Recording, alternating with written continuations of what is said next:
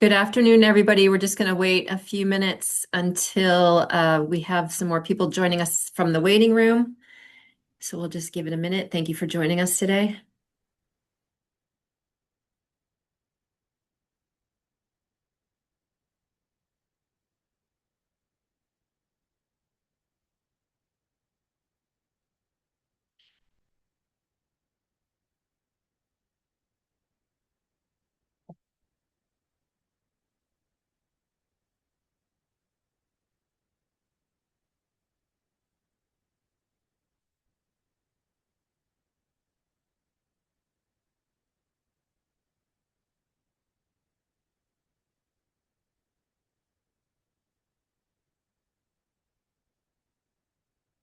We'll give it one more minute for folks just joining. We have some people coming in from the waiting room.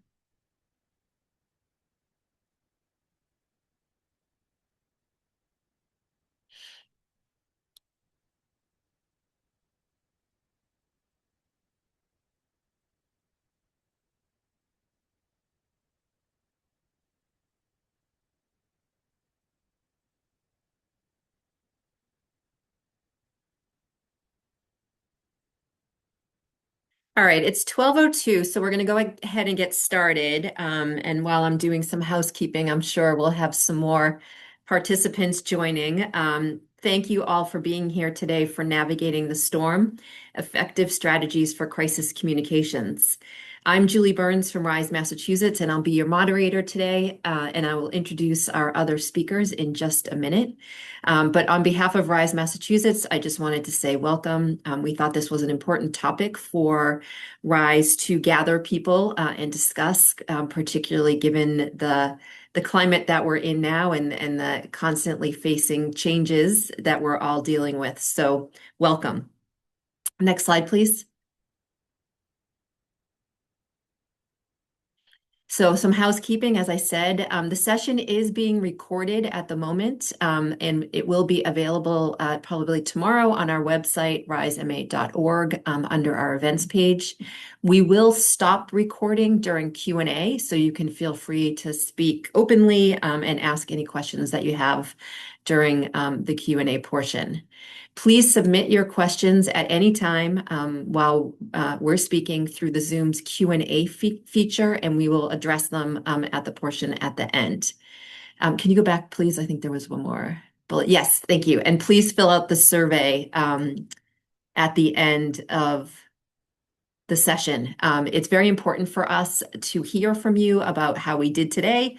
Let us know what you're thinking of the information that we provided, and we'll also be asking for suggestions for future webinars. Next slide, please. Okay, just about Zoom. So I'm like the worst person to be doing these housekeeping things, but I'm going to do my best. So please, as you're joining, type your name in the chat room so we know who's with us. It looks like we have about 90 people online now, and we had over 200 RSVPs. So clearly you can't do round the room introductions, so please use the chat. If you'd like to view the meeting's live transcript, you can do that by hitting the the closed caption icon noted here. And then if for questions, please use the Q&A box, not the chat. That will help us keep track of the questions so that we can ensure that we get to everything at the end. Next slide, please. So our overview and objectives, as we put in the invitation, is this webinar today is about crisis planning. We're going to be, hopefully at the end, you'll be able to identify and understand your funding sources, where they come from, and what kind of impact any challenges to those funding sources have on your crisis response. We're going to talk about building a clear crisis communications structure and preparing your key stakeholders. And we're going to develop actionable plans and create ready-to-use holding statements. And then we'll have a discussion about protecting your reputation and brand, and then how to strategically engage with the media. Next slide, please. So our presenters are me, Julie Burns, President and CEO at Rise Massachusetts Foundation. I have been working in the nonprofit field for many, many years, nonprofit and government. So have had plenty of time to deal with many crises and have worked quite closely with my two co-presenters, Zamawa Arenas, the CEO and founder of Floetic, and David Ball, President and founder of the Ball Consulting Group. Zamawa has had an extraordinary career in broadcast, in marketing and communications. She works with many nonprofits in the healthcare space and beyond the healthcare space, and is a highly decorated and sought after speaker. So thrilled that she had the time to join us today. And David Ball also has someone I've worked with for many years. He's had experience at the Mass Hospital Association, at EOHHS, and many other agencies in state government. He's led a crisis communications practice and now leads a firm that is leading in marketing, media relations, and crisis comms. So thrilled to have them here with us. I think you'll all learn a lot from their experience. We're each going to present for about 10 minutes, and then we'll have plenty of time for Q&A. Next slide, please. So you're going to hear from me mostly about organizational preparedness and why this all matters. I think I sadly have the boring part of the presentation, and Zamawa and David's are going to be sort of probably more what you want to hear about, but we felt like it was important to do some level setting about why crisis preparedness matters and what steps organizations can take to be better prepared to deal with the crisis. So I think it goes without saying, you all know that crises can interrupt operations, funding, and damage your reputation. Preparation for crisis planning reduces risks, and it will improve your response time. And strong planning helps you show up in a way that maintains trust with employees, funders, and stakeholders. So the goal here, or the key message here on this slide, is be proactive and not reactive. Next slide, please. So I'm going to talk a little bit about how to prepare. So preparation starts with strong fundamentals. So it's very important that as an organization, you understand and ensure compliance with any federal, state, and other contractual obligations, and that you understand the IRS requirements that govern your organization. I assume that many of you on the call today are 501c3s, but some of you may be C4s or C6s, and you just want to make sure that you understand what those requirements mean in terms of how you can respond to a crisis. I'm not going to talk about too much about the next two, and I'm going to spend more time on the bottom two bullets, but it's important for organizations to create a succession plan for planned and unplanned departures. So obviously planned departures means when your CEO or someone on your leadership team is leaving with plenty of notice, and you can prepare for that. I think unplanned departures are something that can create great risk and require crisis communication. So you're going to want to think about how to do those. There are many resources about how to create a succession plan for both your CEO, your staff, and your board. So that's something that you may want to consider. And then always, organizations should be monitoring their financial health, cash flow, funding dependencies. Organizations should know how much of what is called a run rate. So how long can you go if something disrupts your cash flow? The next thing is have a risk management plan and conduct regular assessments. And I'm going to spend some time on that. And then from there, we'll go into crisis response planning and team. But it's important to have a plan and identify a team. Next slide, please. So risk assessment planning. The first step would be to understand why it's important. Sometimes you don't think about crises until you're in them, but you may have had a past close call. You may be facing new exposures to risk. And then obviously we're all working in this changing government ideological phase. So one thing, the next step would be to form a committee and assign responsibility. Defining roles and responsibilities in a crisis planning document or a risk assessment planning process is important. It's very hard to be assigning roles and responsibilities while a crisis is happening, and you want to have these clearly mapped out in advance. Your next step is to identify risks, even unlikely ones. We just went through this process at Rise and, spent a lot of time with our board of directors thinking about all of the risks that we might face even some that seemed a little far-fetched at the time, but once we started to talk about them, we really did realize that if it happened, it could impact our organization. There are many ways to do this.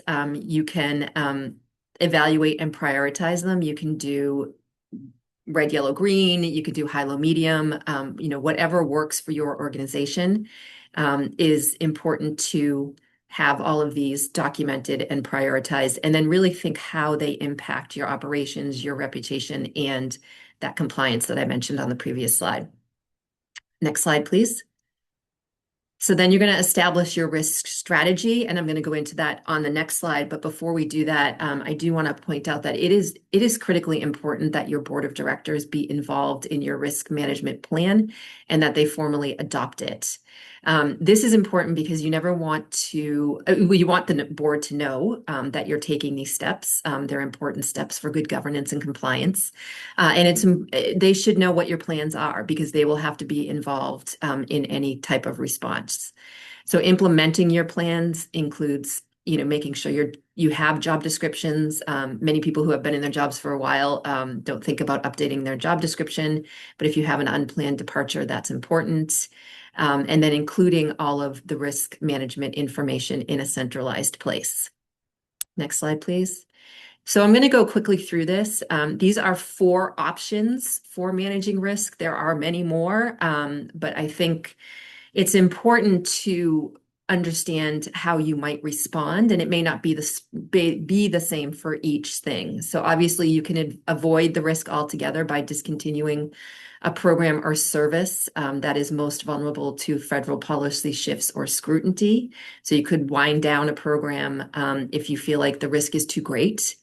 You can modify a program. You can adapt to align with new federal guidelines or priorities, for example, and this could include changing your language. I know many of you have gone through that, changing language on your websites, changing language in grant applications.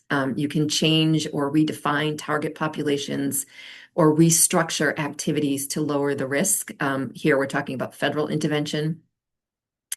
You can retain some of the risk, so you can accept some of the risk if that's what you feel like is the most prudent step for your organization. But you do need to develop contingency plans for potential loss of funding, increased oversight, or reputational harm. And then you can share risk. And this is where all of us have done this. We're a part of coalitions, we're part of group responses, but partnering with peer organizations, coalitions, and network to help distribute that risk and strengthen collective advocacy and support. Next slide, please. One additional step in preparing for a crisis is your relationship management. So you always want to make sure you are mapping your external stakeholders. That could be funders, legal counsel, other nonprofit organizations that are in the field with you, your government partners, media, peer organizations, and it's important to build those relationships before a crisis happens. Next slide, please. Okay, so now we're going to move into understanding your funding sources. And we at RISE really saw this in up close and personal about a couple months ago when HHS issued a letter, without notice that they were going to end funding. And we had many calls from our community partners about not understanding where their funding came from. So this is a quite important step in your planning process. Here we're talking about funding, federal funding, but this really does go sort of with all funding sources. So you should be able to list all of your federal grants and contracts, include employee, contractor, and pass-through funding, and then also capture funding from state and local entities that may be acting as intermediaries for federal funding. And if it's not clear or if you don't know, you should reach out to your contract managers to see if the funding that you're getting, for example, from the state of Massachusetts, is being funded through a federal grant. You want to understand your the termination and cancellation clauses. Again, this goes with any type of funding, not just federal funding, and know the schedule for funding and the requirement for funding in future years. You want to definitely be tracking your allowable drawdowns and deadlines in case you need to move quickly. And then this obviously is quite current. Monitor executive orders and memos and understand what they mean. So you want to be on top of any relevant executive orders that are related or affect your mission. You want to note restrictions on service provisions, particularly this relates to harm reduction, DEI issues, other issues like immigration or environment that have recently come under additional scrutiny. And then review your activities for compliance and document the use of federal funds. You may be faced with a situation where you need to move funds from one funding source to another. And this is the type of thing that you don't want to be looking into when something is happening. You want to be prepared for this. Next slide, please. Then when a crisis happens, you're going to want to convene your crisis response team quickly. And then I think probably the most important thing I can tell you today, and you're going to hear this from Zamawa and David as well, is verify the facts before acting, assess the risk level, and then avoid speculation. This is also really difficult when something happens and it's, you can't quite get accurate information, but you really do need to focus on confirmed information. Next slide, please. And then while you're in it, just remember that it isn't static. It's going to require ongoing monitoring. So your organization, your crisis response team should be continually reassessing if the risk level has changed. Is your response working? Are you able to adjust strategy as necessary? And then always be tracking communications and stakeholder response. Yes, I'm just going to pause there for 1 second. Yes, you will. We will post the recording on our website. And then after a crisis, this is a step we always miss here at Rise. I've missed it many times in my career because once you're through a crisis, you just want to be done with it. But it is really important to reflect on what happened, conduct an after action review, figure out what worked and what didn't work so that you can be better prepared next time. Document your lessons learned, and then make any updates to your crisis plans. Next slide, please. Okay, now I'm going to turn it over to Zamawa, but I just want to remind people to please put questions in the Q&A. We will take them at the end. And happy to turn it over to my longtime friend and colleague, Zamawa Arenas. Thank you, Julie, and thank you for inviting me to join this important panel. I want to start by just really focusing on what it means to protect your brand story. And Julie covered how to get prepared on the operational side. So I'm going to focus on how you communicate in those moments and how you stay clear and consistent when things start to shift. And in moments when there's uncertainty around funding, it's not just operations that gets disrupted, but clarity also gets disrupted. So when that happens, your story about your organization and about your work runs the risk of drifting off focus. So what I want to share with you is how do you stay grounded in those moments of uncertainty? Next slide, please. So as we all know, in the current environment, organizations are not just dealing with uncertainty, you're also dealing with mixed messages and concern. And when that happens, teams may not know what to say or may not be sure what they need to say, and messaging becomes inconsistent, and you have maybe different perspectives on how to frame the issue and how to talk about your response to it. So language can turn reactive, and others might use that to fill in the gaps. So when your message isn't clear, others may interpret it for you, and that leads to confusion and inconsistency. Next slide. So in this case, it's important to highlight that your brand is not your logo, and it's really what people understand about you when things are not clear. It's the impression they have of your organization based on experiences interacting with you and your team, what they encounter on your website, the materials that you share with funders or with participants in your programs, or word of mouth comments. So there are three things that you can really focus on protecting, and that is clarity, credibility, and consistency. So when you think about clarity, credibility, and consistency, ask yourself these questions. Can people in the organization clearly describe what you do? Does your language hold up under scrutiny? And Julie referred to this earlier. We've had to adjust language, and certain terms, certain concepts are under scrutiny and tied to funding sources. So making sure that your language holds up under scrutiny. And is everyone telling the same story? Can everyone in the organization speak in the same way and across all your channels, whether it's through your media channels or through just one-on-one conversations or meetings? Next slide, please. So there are three practical actions that you can do, and these can make a real big difference. Clarify your core message, and I'm going to go into this one into these three in more detail next. Strengthen your language and prepare your messages in advance. So that way you're not being reactive, but being much more proactive. So first, clarify your core message. And what I mean by that is to think about what is that core message that describes your story. And it could be a one to two sentence anchor that really covers what you do, who you serve, and why it matters right now. And this keeps everyone aligned. And this message should show up everywhere on your website, on your emails, on talking points for staff and board conversations. So this really becomes the anchor of all the communications that you issue from your organization. And if people in your organization currently describe the work differently, that's the first thing that I recommend you focus on and try to fix. Number two is to strengthen your language and take a look at what's public facing. And many of you probably have done this already, but really focusing on your website, on your program descriptions, on impact language that you might submit in proposals or that you may have on your website. And ask yourself, is this clear? Is it consistent? Could it be misinterpreted? So making sure that you may take an hour or two to really look through all of your external facing communications and cross-reference to make sure that what you're saying on your website aligns with what you're saying in some materials that you may distribute to program participants or to funders or even media.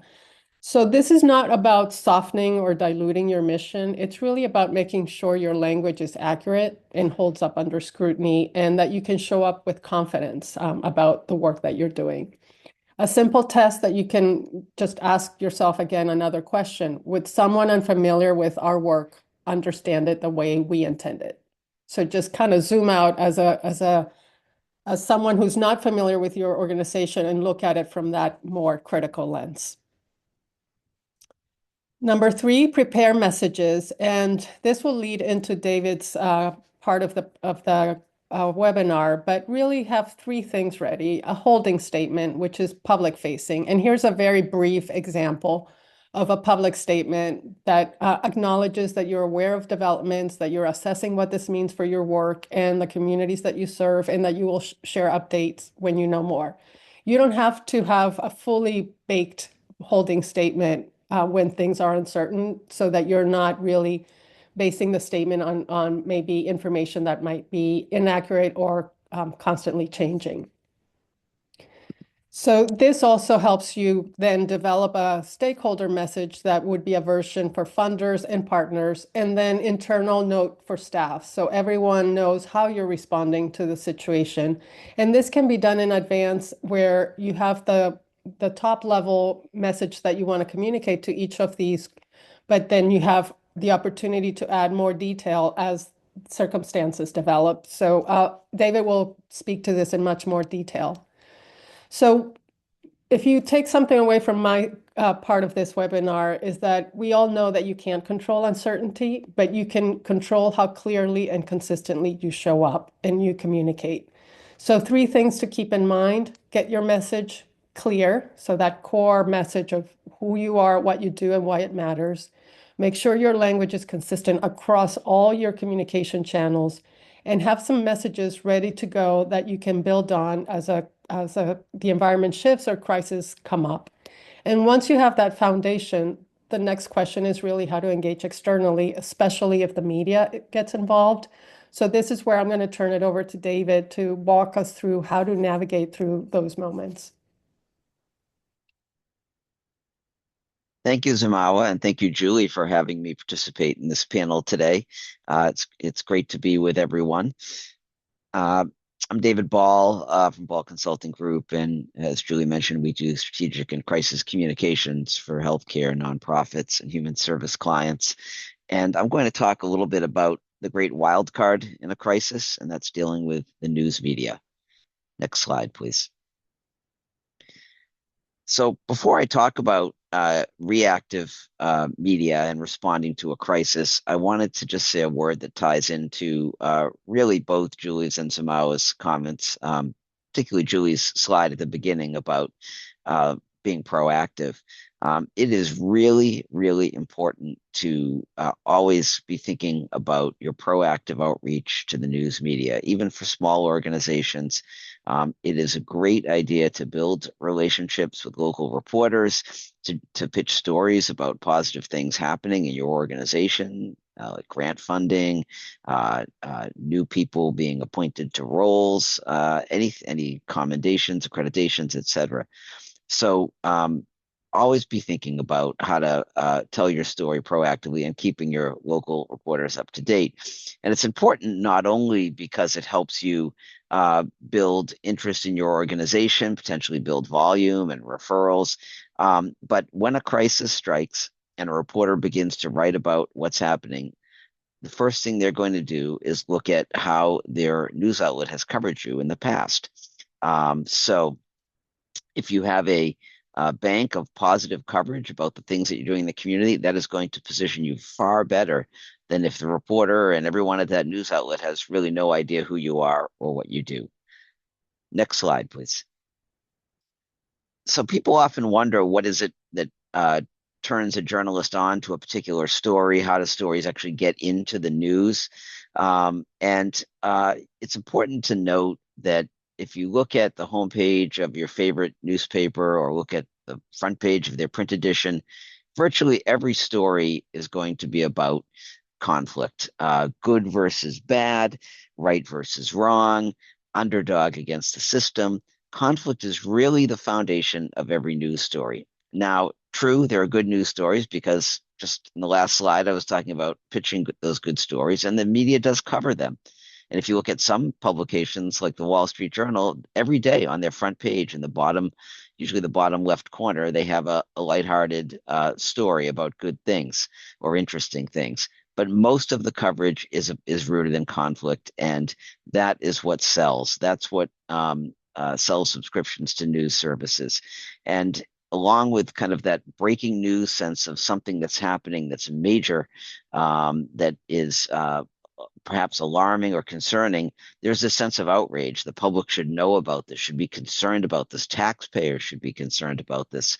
And then hand in hand with that is analysis. Journalists will first describe what the situation is, what both sides are saying about it. They are responsible for having some sense of balance in a story. And then there'll be coverage about analyzing what happened. And if it's a major news story, it won't necessarily be over and done with in a single news cycle. This may go on for days or weeks potentially with a large enough story. And analysis is really the journalist trying to describe to the public what's really happening here, what's behind the headlines. Next slide, please. So in the case of a crisis, the public has a few key questions. What happened? What has occurred that has created a situation that I'm reading about today? Who's affected? Who's harmed by what has happened?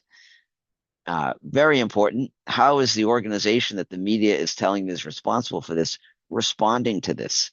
Do they have a response? Are they showing sensitivity? Are they showing ownership and accountability, or are they deflecting? So how an organization responds is central to the way an organization is covered in a news story, and is really essential in how you communicate in a crisis. And lastly, who is to blame? The media will frame stories, again, as good versus bad, person doing right versus doing wrong. And there is going to be someone, I assure you, in most of these stories that is the person that the reader or viewer walks away with saying, that's the person responsible for this situation.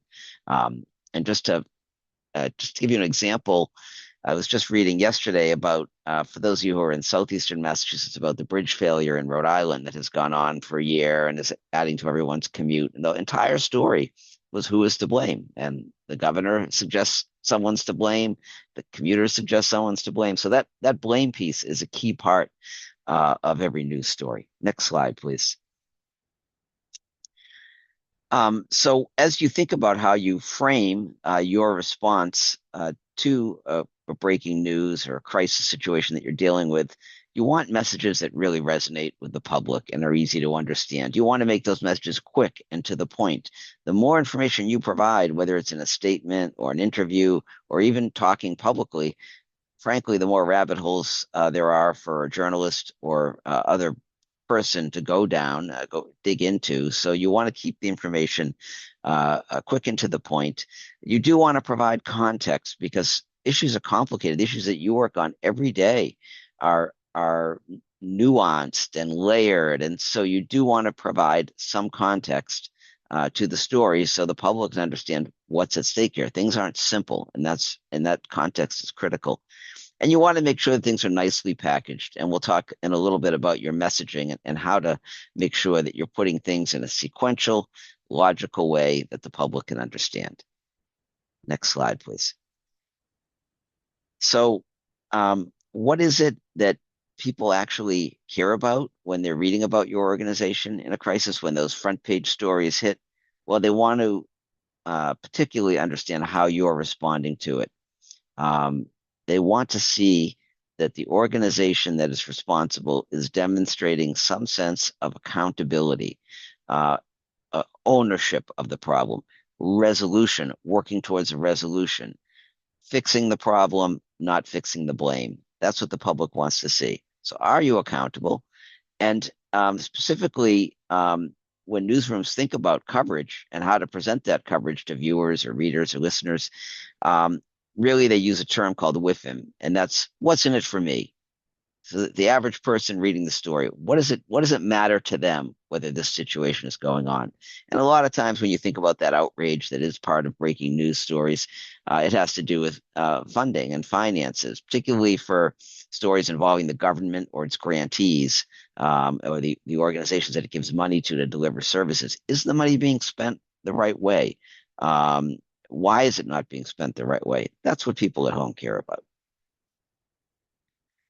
So as you begin to think about the worst case scenario and something happens, crisis occurs, and you have media inquiring about what occurred, there's a few key steps here.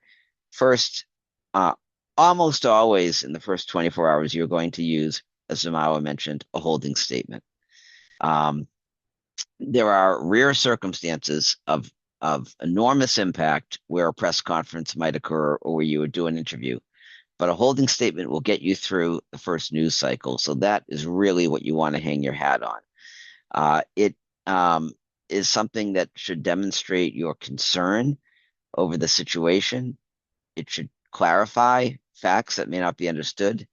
It should show that you're in control of the situation, not that the situation is controlling you, but that you're in control of it. And it should show that you're communicating effectively to your audiences.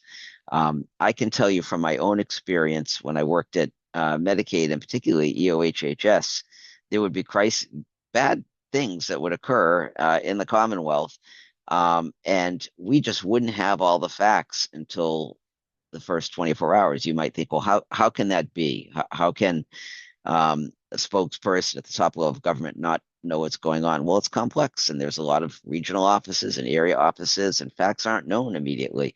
So that holding statement will get you through that rough period. You want to create well in advance of the crisis as you're planning for a crisis, and every organization should have a crisis plan. You want to have templates, maybe 8 or 9 or 10 of these templates about different situations that you can pull off the digital shelf and adapt as needed to use as your holding statement in the first 24 hours. You'll need some customization, but if you do your templates effectively, they shouldn't need much. And lastly, your media procedures memo. You want to make sure, I don't care whether you have 2 employees or 2,000, that when media calls come in, that they get routed appropriately, that a receptionist answering the phone doesn't provide comment to a journalist about their own take on the situation. And what happens if a news truck shows up at your front door, how to deal with that. That's all covered in a media procedures memo. But the critical thing is only people who are approved to the media should be speaking with the media. Next slide, please. So you might be wondering, Zamawa did show a great example of a kind of holding statement on the fly. Sometimes a little more information will be needed, or you may need to expand your statement as time goes by. So what I'd like you to remember about a holding statement, rule number 1, convey empathy. Rule number 2, don't forget rule number 1. It's critical in your holding statement, if you are a service provider, an organization serving people, that you absolutely show your concern for a situation. If someone has been injured, harmed, God forbid a fatality, expressing your condolences to those involved and your concern for the situation is critical because it shows you care. You want to keep statements as brief as possible. The less that's in a statement, the less a reporter has the ability to pick and choose, and the more likely they're just to run the statement as is. So a few sentences should suffice in most circumstances. Again, some very complex situations of enormous impact, you might have a longer statement, but generally you want to keep it short. Less is more. You don't need in your statement to recite what is already known. So in other words, if a journalist is calling to ask you why $1 million in funds didn't go to the organization that was intended, you don't need to begin the statement by saying the reason $1 million did not go to organization X. The journalist knows that and is going to position that in the story. All you need is your response. Just jump right into it. You want to show that you're in control, that you're in charge of the situation, that you've got things under control. You don't want people to think that that you and your team don't know what you're doing or don't, have a way out of this. You want to command, show some command over the situation. At the same time, you don't want to be arrogant or brash about it, but you do want to show that you have control of the situation. Identify the steps your organization has taken or is taking, and emphasize that what you did was proper and right, assuming it was, or at least emphasize the proper steps you took to resolve the situation. This is just a sample that I took, something that we did for RISE, really to anticipate any questions about how settlement funds are used. And I want to point out a few things here. Usually when you begin a statement, you have a headline on it or a title, as this one does, saying who the statement is from, both organizationally and the person. And the reason you do this is that if whoever sends the statement to the reporter is going to get named in all likelihood as being the source of the statement. So better to have either the top of the organization, or it doesn't need to be a CEO. In some cases, it could be chief clinical officer, a VP for human resources. It could be some leader in the organization, but that person should be named in the statement. The next thing you'll notice is just simply a dateline, just like appears in a news story. You can look at the AP style guide to see how these should be formatted. Boston is one of the few cities in America that doesn't need a state after it, but the 54 other Massachusetts cities and towns, you'll use the Mass abbreviation, MASS period, not the zip code. Not the postal code rather, and you'll put a date in. You'll want to start by mentioning the organization, and the hyperlink is a great way for both the public, if this gets dropped into an online source, or for the reporter to click on the link and learn more about it. But even so, you should take a few words, as we've done here, to explain what the organization is.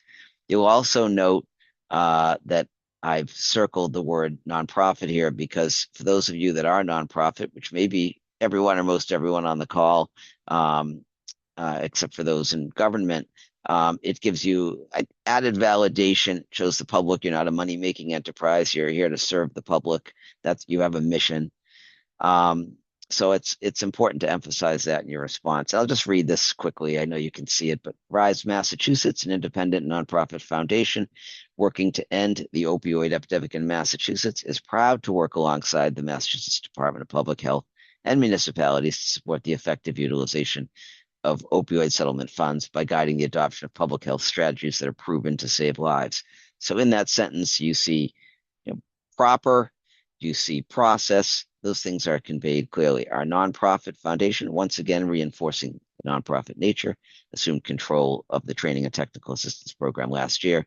Since then, we've worked closely with cities and towns to ensure they have a trusted local partner to support the development of strategies and solutions that have contributed to a decline in opioid overdoses over the last 2 years. So again, demonstrating mission. Why are we here? Who are we serving? What are we doing? All critical elements of a statement, and your statement should not be any longer than that. Next slide. Should you have to do an interview, which you may have to do if something goes into day 2, day 3, or day 4, if you're not answering detailed questions from journalists, and you can do that in a statement or by emailing responses, but there may come a time for you to do an interview, and you should be trained, media trained, and prepped for that. But I wanted to just have a couple of slides here. The key is really to think about this as the information you're providing to the journalist, not the questions that are being asked of you. So, as the saying often goes, who has questions for my answers? So that you're providing the information and you're adapting your answers to whatever the questions may be. Think about messaging, about 3 core messages. Again, any more than that, the journalist is going to pick and choose. It becomes confusing, cloudy, etc. 3 critical messages. Start with your strongest. Think of that as gold, and then silver and bronze. You can use illustrations and anecdotes to back up, amplify, support your remarks. That is totally okay. But again, you want to keep your messages to 3 in terms of the points that you're communicating. And it's okay to repeat a message. If you're asked a question, again, who has questions for my answers? Go back to your main messages. So those are, kind of some key things to keep in mind. I know it's a lot, and it will be hard to remember all this in the heat of the moment, but hopefully this gives you some sense of direction of how you can prepare now for the crisis, which in most organizations is inevitable. At some point, there'll be some major challenge. Thank you very much. Thank you both to David and Zamawa. That was great, really comprehensive, and I think highlights, the need for planning and preparation before a crisis so that you're not dealing with all of these tasks and needs during a crisis. So please ask your questions in the Q&A. We have one question that I'm going to pose to both David and Zamawa.